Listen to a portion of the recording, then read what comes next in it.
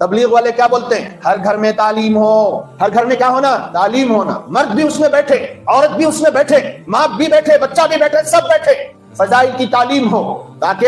हमारे दिलों में जो सख्ती पैदा होती चली जाती है दुनिया की मोहब्बत के नतीजे में, और उसके नतीजे में आखिरत से जो गफलत पैदा हो जाती है, वो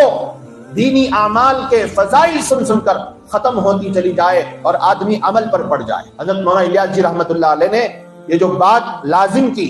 इसलिए लाजिम की कि हर घर में जब अल्लाह की बातें, रसूलुल्लाह की बातें, सहाबा की बातें, सहाबियात की बातें, वाक़ियात सुनाए जाएं, अहकाम सुनाए जाएं और फजाइल सुनाए जाए, दिल की सख्ती खत्म हो, मौत की याद ताज़ा हो, आखिरत की याद ताज़ा हो, अल्लाह की मोहब्बत दुनिया की मोहब्बत की जगह गालिब आने लग जाए, रसूलुल्लाह की मोहब्बत दुनिया की मोहब्बत पर गालिब आने लग जाए, तो हर घर में तालीम का अगर निज़ाम हो, इंशाअल्लाह उस घर के मर्द भी, औरतें भी, बच्चे भी बहुत जल्द बहक नहीं सकते।